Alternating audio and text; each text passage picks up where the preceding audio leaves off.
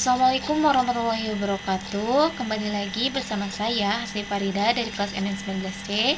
Kali ini saya ditugaskan untuk menjelaskan tentang instrumen keuangan dari mata kuliah teori portofolio dan analisis investasi yang diampu oleh Bapak Dr. Gustian Juanda. Berikut penjelasannya. Pengertian instrumen keuangan atau financial instrument adalah kontrak yang mengakibatkan timbulnya aset keuangan bagi suatu entitas dan kewajiban keuangan atau instrumen ekuitas bagi entitas lainnya. Di sini ada kategorinya, yaitu dengan tergantung pada bentuknya, pada apakah mereka adalah instrumen kas atau instrumen derivatif. Instrumen kas adalah instrumen keuangan yang nilainya ditentukan langsung oleh pasar. Mereka dapat dibagi menjadi sekuritas yang mudah dipindah tangankan dan instrumen kas lainnya seperti pinjaman dan deposito, di mana kedua peminjam dan pemberi pinjaman harus menyepakati transfer. Berikutnya ada instrumen derivatif, adalah instrumen keuangan yang memperoleh nilai mereka dari nilai dan karakteristik dari satu atau lebih entitas yang mendasari seperti aset, indeks, atau tingkat suku bunga. Mereka dapat dibagi menjadi diperdagangkan di bursa derivatif dan derivatif over the counter. Atau instrumen keuangan dapat dikategorikan berdasarkan kelas aset, tergantung pada apakah mereka berbasis ekuitas atau yang mencerminkan kepemilikan pada badan yang menerbitkan, atau berbasis utang atau yang mencerminkan pinjaman investor yang diberikan terhadap entitas yang menerbitkan. Jika utang dapat lebih dikategorikan ke dalam jangka pendek atau kurang dari 1 tahun atau jangka panjang. Penjelasan tentang PSAK atau standarisasi dari instrumen keuangan ini.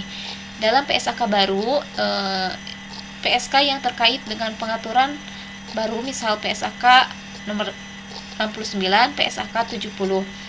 PSAK yang merubah peraturan lama namun berbeda sangat substansial, misal PSAK nomor 65, laporan tentang laporan keuangan konsolidasian, menggantikan PSAK nomor 4, laporan keuangan konsolidasian dan tersendiri.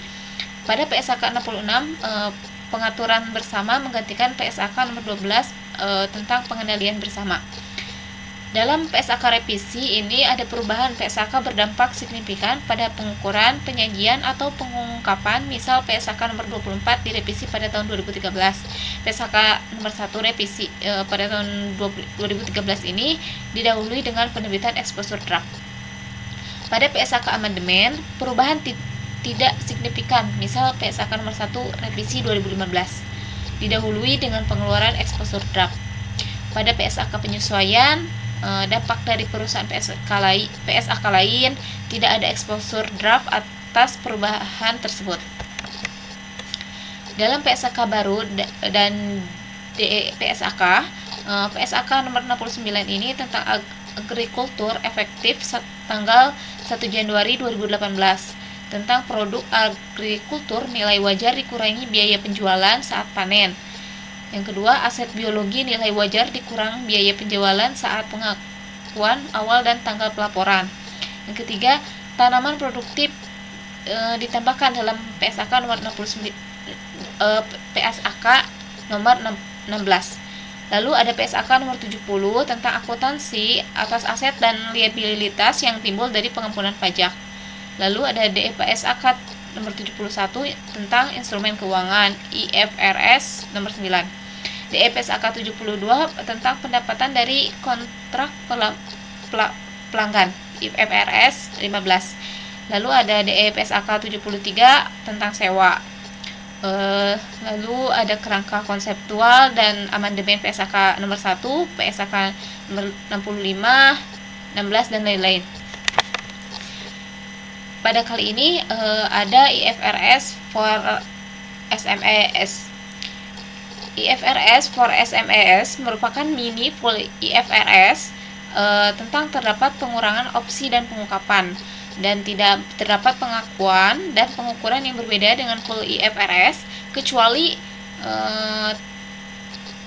berikutnya borrowing cost dibebankan langsung dan tidak dikapitalisasi, dan terdapat pengaturan mengenai ekuitas. Target dari IFRS for SMES adalah perusahaan menengah ke bawah. Klasifikasi instrumen keuangan.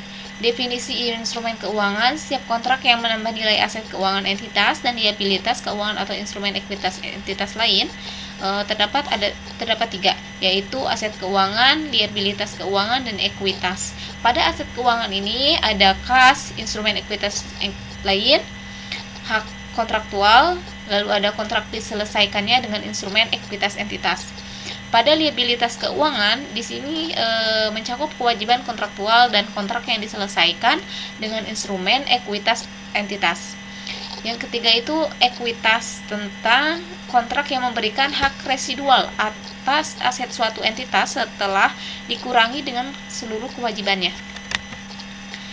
Lalu di sini ada jenis instrumen keuangan. Yang ada dua jenis instrumen keuangan. Yang pertama adalah instrumen tunai atau cash. Instrumen keuangan yang nominalnya sudah disepakati oleh kedua pihak.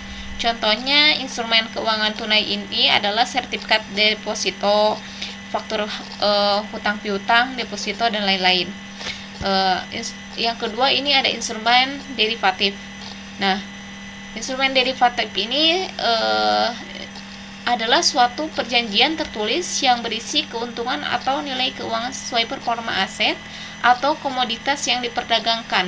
Contoh instrumen derivatif adalah surat kontrak perdagangan minyak mentah, baik harga dan jenis komoditasnya sudah ditentukan kedua pihak, sehingga tidak perlu khawatir dengan fluktuasi atau perubahan harga ke depannya. Contoh instrumen keuangan. Nah, ini berikut beberapa contoh instrumen keuangan yang bisa dijumpai di pasar modal di Indonesia. Yang pertama itu ada saham. Yang kedua obligasi, yang ketiga surat pinjaman atau debentur, yang keempat derivatif, yang kelima reksadana, yang keenam treasury bill atau T-bill, yang terakhir ada commercial paper. Berikut penjelasan tentang instrumen keuangan kali ini. Mohon maaf bila ada kekurangan dan kesalahan pada penjelasan materi kali ini. Wassalamualaikum warahmatullahi wabarakatuh.